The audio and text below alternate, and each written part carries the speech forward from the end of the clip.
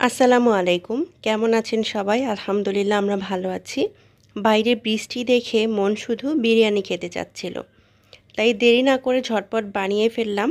আসুন আপনাদের সাথে এই মজার রেসিপিটি শেয়ার করি একদম সহজ উপায়ে। তো বিরিয়ানি তৈরি করার জন্য এখানে মুরগির মাংস নিয়েছি। এখানে প্রায় ৭০০ গ্রামের মতো মুরগির মাংস নিয়েছি। এর মধ্যে দিয়ে দিয়েছি আদা রসুন বাটা, টমেটো সস, লাল মরিচের গুঁড়ো, লবণ, টক দই দিয়ে দিয়েছি আর দিয়েছি বিরিয়ানি মশলা। এবার সবগুলোকে খুব ভালো মতো মেখে নিতে হবে যাতে মাংসের ভিতর মশলা ভালো মতো ঢুকতে পারে।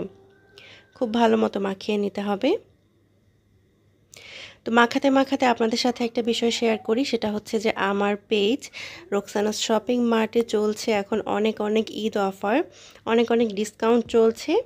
আপনারা চাইলে আমার পেজটি ভিজিট করতে পারেন। একদম রিজনেবল প্রাইসের মধ্যে আপনারা খুবই কোয়ালিটিফুল ড্রেস পেয়ে যাবেন আমাদের পেজে।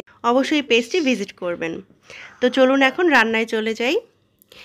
তো চিকেনটা মাখানো হয়ে গিয়েছে। চিকেনটাকে এবার আধা ঘন্টা একটা সাইডে রেখে দিব। আপনারা চাইলে আগের দিন রাতেও ম্যারিনেট করে রেখে দিতে পারেন।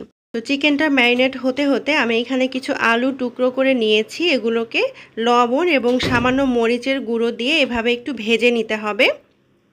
এগুলোকে এভাবে ভেজে নিলে আলুর টেস্টটা কিন্তু অনেক বেড়ে যায়।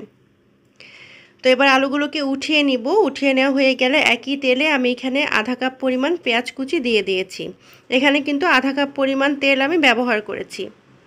এবার পেঁয়াজটাকে খুব ভালো মতো বাদামি করে ভেজে নিতে হবে। এখানে কিছু গরম মশলা দিয়ে দিচ্ছি আস্ত, এগুলোকেও হালকা করে ভেজে নিতে হবে। হালকা ভেজে নেওয়া হয়ে গেলে এখানে দিয়ে দিব আগে থেকে ম্যারিনেট করে রাখা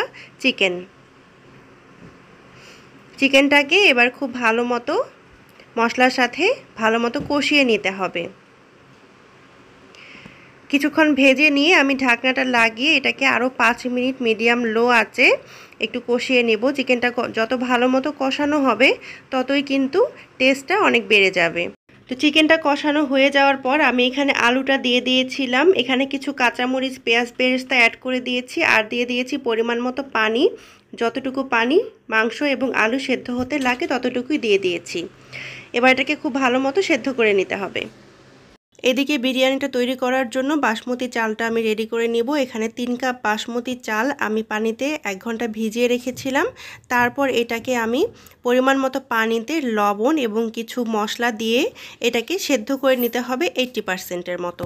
পুরোপুরি সেদ্ধ করা যাবে না, 80% সেদ্ধ করে নিয়ে পানিটা ছেঁকে নিতে হবে। এরপর ওই যে আমরা মাংসটা রান্না করে রেখেছিলাম তার উপরে আমি রাইসটা দিয়ে দিয়েছি। রাইসটা দিয়ে তার উপরে আমি কিছু পেঁয়াজ বেরেস্তা এবং কিছু বিরিয়ানি মশলা দিয়ে দিয়েছি। আপনারা চাইলে কিশমিশ বাদাম আপনাদের পছন্দ মতো দিয়ে দিতে পারেন। একটু ঘি দিয়ে দিয়েছিলাম এবং দিয়ে দিয়েছি কেওড়া জল। এবার এটাকে ঢাকনা দিয়ে ঢেকে 10 মিনিটের জন্য আমি দমে রেখে দিব একদম লো আঁচে। 10 মিনিট পর ঢাকনাটা তুলে নিচ্ছি। দেখতেই পাচ্ছেন কতটা লোভনীয় লাগছে দেখতে। এবার একটু উল্টে দেখিয়ে দিব। পানি কিন্তু একদম শুকিয়ে গেছে, মাংসগুলোও সব সুন্দর মতো কুক হয়ে গেছে আর রাইসটা কিন্তু অনেক ঝরঝরে হয়েছে। দেখতেই পাচ্ছেন কতটা লোভনীয় হয়েছে। ব্যাস তৈরি হয়ে গেল দারুণ মজার চিকেন বিরিয়ানি। খুব সহজেই এটা আপনারা বাড়িতে তৈরি করে নিতে পারবেন। রেসিপিটি যদি ভালো লেগে থাকে অবশ্যই একটা লাইক দেবেন, শেয়ার করবেন এবং সাবস্ক্রাইব করে আমার পাশেই থাকবেন। আজকে বিদায় নিচ্ছি। আসসালামু আলাইকুম।